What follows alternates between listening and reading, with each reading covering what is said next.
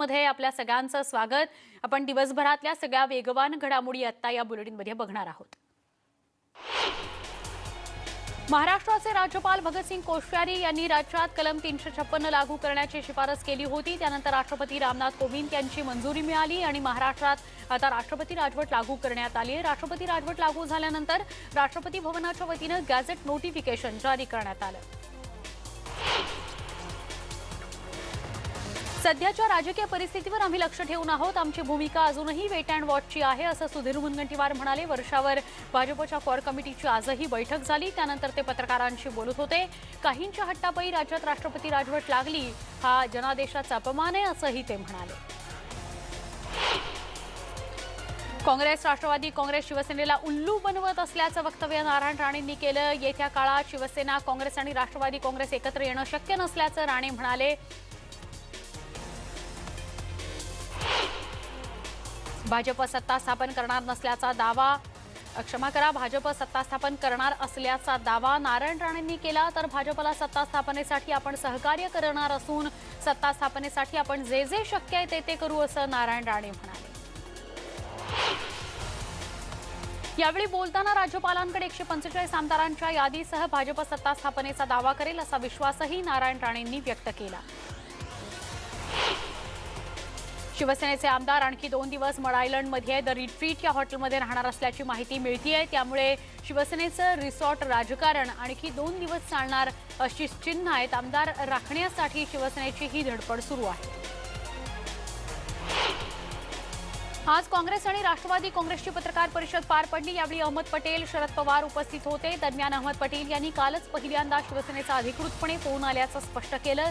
पहिल्यांदा काँग्रेस आणि राष्ट्रवादी काँग्रेसमध्ये काही मुद्द्यांवर चर्चा होणं गरजेचं आहे आणि मगच शिवसेनेशी संवाद साधला जाईल असं अहमद पटेल यांनी स्पष्ट केलं।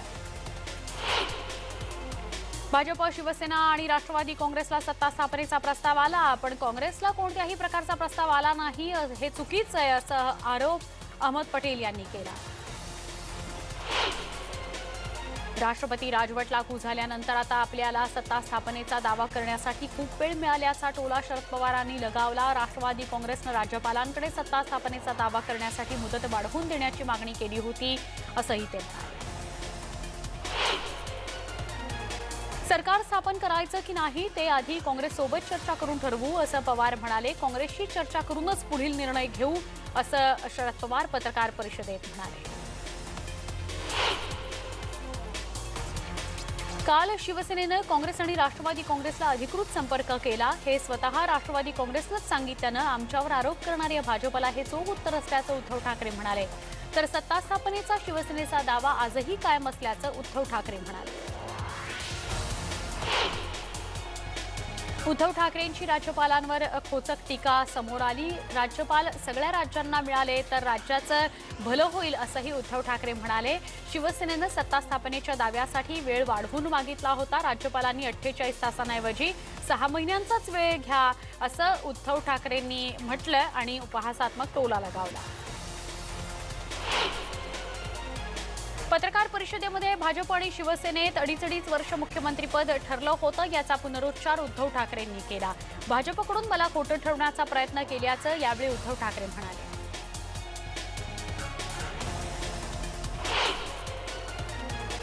भाजपनं अटी मान्य केल्यास पुन्हा भाजपसोबत जाणार का या प्रश्नाचं उत्तर देताना उद्धव ठाकरेंनी त्यावर बोलण्यास नकार दिला। ज्या गोष्टी होऊन गेल्या त्यावर बोलणार नसल्याचं उद्धव ठाकरे म्हणाले।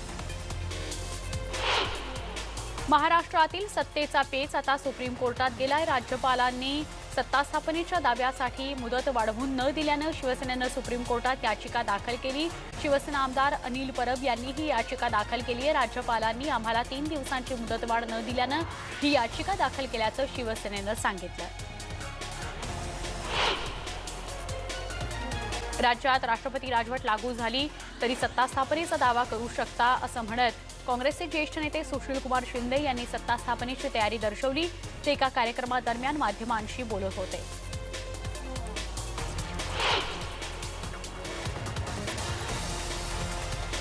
शिवसेना आमदार भास्कर जाधव यांनी उद्धव ठाकरे जे निर्णय घेतील त्यांच्या पाठीशी आम्ही उभं राहणार असं स्पष्ट केलेलं आहे।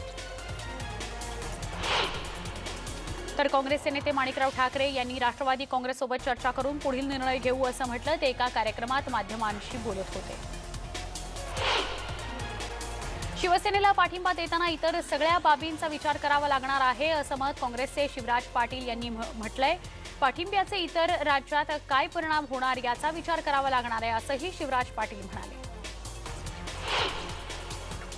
शिवसेना खासदार संजय राऊतांवर एन्जिओप्लास्टीची प्रक्रिया झाली आहे. संजय राऊतांना उद्या लीलावती रुग्णालयातून डिस्चार्ज केलं जाणार आहे. संजय राऊतांना काल छातीत दुखू लागलं, त्यामुळे त्यांना लीलावती रुग्णालयात दाखल केलं होतं. त्यांच्यावर एन्जिओग्राफी झाली आणि त्यावेळी रक्तनलिकांमध्ये 2 ब्लॉक्स आढळले. आज लगेचच त्यांच्यावर एन्जिओप्लास्टी करण्यात आली आणि उद्या त्यांना डिस्चार्ज केलं जाईल. शिवसेनेला मागितलेली मुदतवाढ न दिल्या गेल्यामुळे शेतकरी संघटनेचे नेते आणि माजी खासदार राजू शेट्टी यांनी नाराजी व्यक्त केली. शिवसेनेला वेळ वाढवून द्यायला हवी होती असं मत राजू शेट्टींनी व्यक्त केलं. निवडणूक झाल्यानंतर 15 दिवस राज्यपाल गप्प होते, त्यात त्यांनी वेळ घालवला. मग शिवसेनेला वेळ वाढवून द्यायला काय हरकत होती असा सवाल शेट्टी यांनी उपस्थित केला. ते माध्यमांशी बोलत होते. सत्तेच्या लालसेपोटी शिवसेनेसोबत जाणाऱ्या काँग्रेस आणि राष्ट्रवादी काँग्रेसचं भवितव्य खराब असून भविष्यात या दोन्ही पक्षांना अल्पसंख्याक समाज हा मतदान करणार नाही असं एमआयएमचे आमदार डॉक्टर फारुख शहा यांनी स्पष्ट केलं. धुळ्यात माध्यमांशी बोलताना त्यांनी पक्षाची भूमिका मांडली. राज्यात भाजपचाच मुख्यमंत्री बनेल असा विश्वास अमरावतीच्या खासदार नवनीत राणा यांनी व्यक्त केला. महाराष्ट्रात देवेंद्र फडणवीसांच्या नेतृत्वात सरकार स्थापन होईल आणि फडणवीसच मुख्यमंत्री राहतील असा विश्वासही त्यांनी यावेळी व्यक्त केला.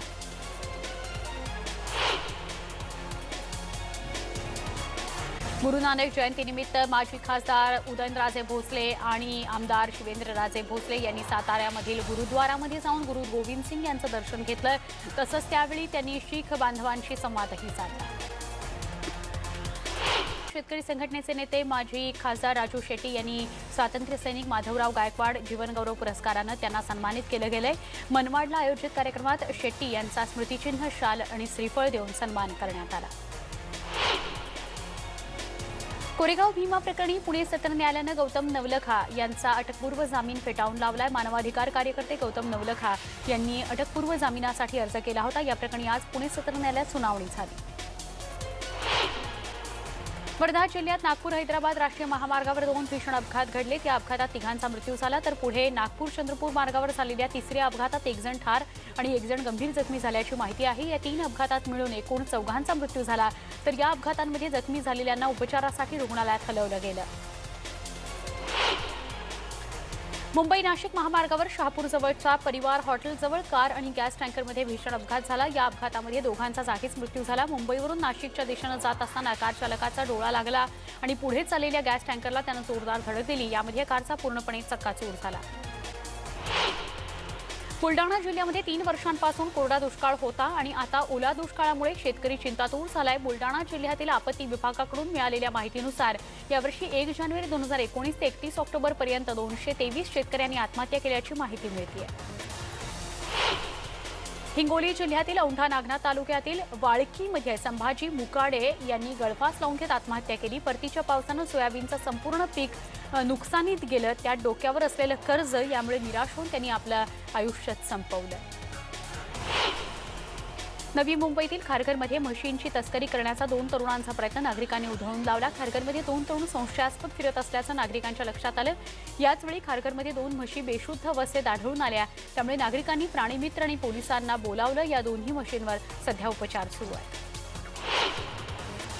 आई आणि पत्नीची हत्या करून पसार झालेल्या मुलाला अखेर बेड्या ठोकण्यात पोलिसांना यश आले. छत्तीसगडच्या महासमुंद इथून आरोपीला अटक करण्यात आली आहे. गोंदियाच्या आमगाव तालुक्यातील सुपलीपार इथल्या राजेश गजभिये यानं आई आनंदाबाई आणि पत्नी पूनम यांची निर्घृण हत्या करून तो पसार झाला होता.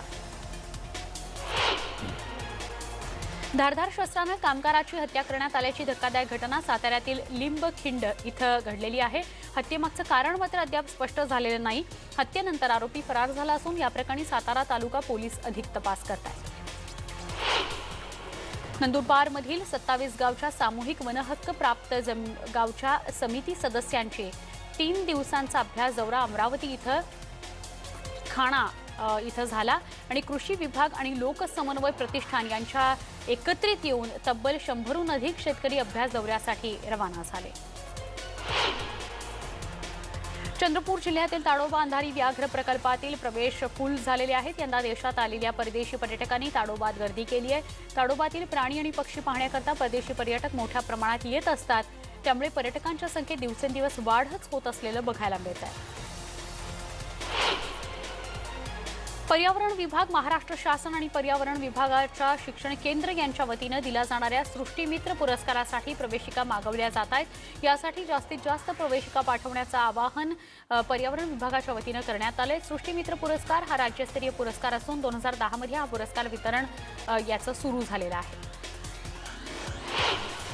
वाशिम जिल्ह्यातील गोवर्धन गावासह ठिकठिकाणच्या काकड आरतीचा समारोप झाला। शेकडो वर्षांची ही काकड आरतीची परंपरा आहे। ग्रामीण भागात ती अजूनही जपली जाते। अश्विन पौर्णिमेच्या दुसऱ्या दिवसापासून सुरू झालेली काकड आरती कार्तिक पौर्णिमेपर्यंत सुरू राहते।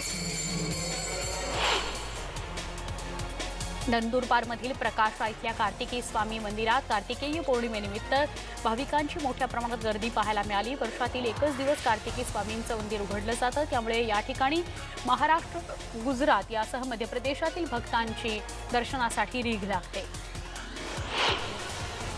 कार्तिकी पौर्णिमेनिमित्त वढा इथलं विठ्ठल रुक्मिणी मंदिर भाविकांनी फुलून गेलं होतं। यवतमाळ जिल्ह्यातील घुग्गुस या औद्योगिक क्षेत्रात वढा परिसर वसलेला आहे। त्रिवेणी संगमावर वसलेल्या विठुरायाच्या दर्शनाकरता भाविकांनी मोठी गर्दी केली। तर कार्तिकी यात्रा सोहळ्यादरम्यान श्री विठ्ठल रुक्मिणी मंदिर समितीला 3,15,00,000 रुपयांचं उत्पन्न झालं असल्याची माहिती मंदिर समितीचे लेखापाल सुरेश कदम यांनी दिली। श्री विठ्ठलाच्या कार्तिकी एकादशी निमित्त लाखो भाविकांनी पंढरीत गर्दी केली। विठ्ठलाच्या दर्शनाकरता आलेल्या भाविकांनी विविध स्वरूपात मंदिराला देणगी दिली। सुलतानपूर लोधी इथं शीख धर्मगुरू नानकी यांच्या 550व्या जयंतीनिमित्त ड्रोनच्या मदतीनं एक ओंकारा या शब्दरचनेच्या दिव्यांची अवकाशात रोषणाई करण्यात आली। संपूर्ण परिसर त्यामुळे प्रकाशमय झाला होता। तर त्रिपुरारी पौर्णिमेनिमित्त पुण्यात आज त्रिपुरासूर दहनाचा कार्यक्रम आयोजित करण्यात आलेला होता। नदीकाठच्या ओंकारेश्वराच्या मंदिरात हा उत्सव साजरा करण्यात आला। मंदिरातील दीपोत्सवानंतर शंकर तांडव नृत्य सादर झालं आणि त्यानंतर त्रिपुरासूर राक्षस मूर्तीचं दहन झालं। आतिषबाजीनं हा संपूर्ण आसमंत उजळून निघाला होता। तर रत्नागिरी जिल्ह्यातील दापोली त्रिपुरारी पौर्णिमा निमित्त वडाचा महापुरुष देवस्थान इथं वाळूशिल्प, पुष्परचना, रांगोळी या स्पर्धेचं आयोजन करण्यात आलं होतं। दापोली शहरातील महापुरुष मंदिरामध्ये शेकडो भाविकांनी महापुरुषाचं दर्शन घेतलं। पळूस तालुक्यातील आमणापूर इथल्या कृष्णकाठावरील समर्थ अंबाजी बुवा घाटावर त्रिपुरारी पौर्णिमेच्या निमित्त दीपोत्सवाचं आयोजन करण्यात आलं होतं। या निमित्तानं गेल्या आठवड्याभर गावातील सेवाभावी तरुणांकडून घाटाची स्वच्छता मोहीम सुरू आहे। संध्याकाळी या घाटावर रांगोळी काढून शेकडो दिव्यांनी हा घाट उजळून काढला जातो। स्पीड न्यूजच्या या तिसऱ्या सेगमेंटमध्ये आपलं पुन्हा एकदा स्वागत। वळूया पुढच्या उर्वरित वेगवान बातम्या। सरन्यायाधीशांच्या कार्यालयाला आता माहिती अधिकार कायदा लागू होऊ शकतो। या संदर्भात सुप्रीम कोर्ट उद्या निर्णय देणार आहे। सुप्रीम कोर्ट आणि सरन्यायाधीशांचं कार्यालय हे सार्वजनिक प्राधिकरण असल्याने आरटीआयच्या कक्षेत येतात असा निर्णय दिल्ली हायकोर्टाने दिला होता। मात्र हायकोर्टाच्या निर्णयाविरोधात स्वतः सुप्रीम कोर्टानेच अपील केलं होतं। काश्मीर खोऱ्यातील गांदरबलमध्ये सुरक्षा दलाने एका दहशतवाद्याचा खात्मा केला। सकाळी 7 वाजेच्या सुमारास चकमक सुरू झाली। गांदरबलमधील शोध मोहिमेदरम्यान दहशतवाद्यांकडून जवानांवर गोळीबार करण्यात आला। यावर जवानांनी दिलेल्या चोख प्रत्युत्तरात एका दहशतवाद्याचा खात्मा झाला। कांद्यापेक्षा दुप्पट दरात पाकिस्तानमध्ये टोमॅटोची विक्री होतीये। तब्बल 320 रुपये प्रति किलो दर इतकी किंमत टोमॅटोमध्ये टोमॅटोसाठी मोजावी लागते। टोमॅटोच्या वाढत्या किमतीमुळे पाकिस्तानात सध्या चिंता व्यक्त केली जाते। ओडिशामध्ये पिसाळलेल्या हत्तीनं उच्छाद मांडल्याचं समोर आलंय। यावेळी हत्तीनं शेतकऱ्यांचं मोठं नुकसान केलंय। हत्तीचा हा उच्छाद व्हिडिओमध्ये कैद झालाय। सध्या सोशल मीडियावर कुत्रा आणि बिबट्याच्या मैत्रीचा व्हिडिओ चांगलाच व्हायरल होतोय। गार्डनमध्ये बिबट्याचं एक पिल्लू कुत्र्याच्या मागे धावताना दिसतंय। हा व्हिडिओ US मधला आहे। 3 महिन्यांच्या बिबट्याचं नाव क्रिस आहे, तर रेमस असं कुत्र्याचं नाव आहे। क्रिस आणि रेमसच्या मैत्रीचे मौजमस्ती करतानाचे अनेक व्हिडिओ सोशल मीडियावर व्हायरल झाले। बांगलादेश विरुद्ध T20 मालिकेमध्ये विजय मिळवल्यानंतर आता कसोटी सामना 14 नोव्हेंबरला खेळवला जाणार आहे। इंदूरच्या होळकर स्टेडियमवर पहिला कसोटी सामना खेळवला जाईल। दीपक चहरनं ICCच्या T20 क्रमवारीत मोठी झेप घेतली. आपल्या आधीच्या क्रमवारीवरून 88 अंकांनी झेप घेत दीपक चहर थेट 42व्या स्थानी पोहोचलाय. बांगलादेश विरुद्ध अखेरच्या T20 सामन्यात दीपकनं 3.2 षटकांमध्ये 7 धावा देऊन 6 बळी घेतले होते. अभिनेता शाहिद कपूर जुहू इथं क्रिकेटचा सराव करत होता. आपल्या आगामी चित्रपटावर शाहिद काम करत असल्याची माहिती मिळतेय. आगामी चित्रपटात शाहिद क्रिकेटरची भूमिका साकारणार आहे. तेलुगू चित्रपटाचा हिंदी रिमेक जर्सी या चित्रपटामध्ये शाहिद क्रिकेटरच्या भूमिकेत दिसणार आहे.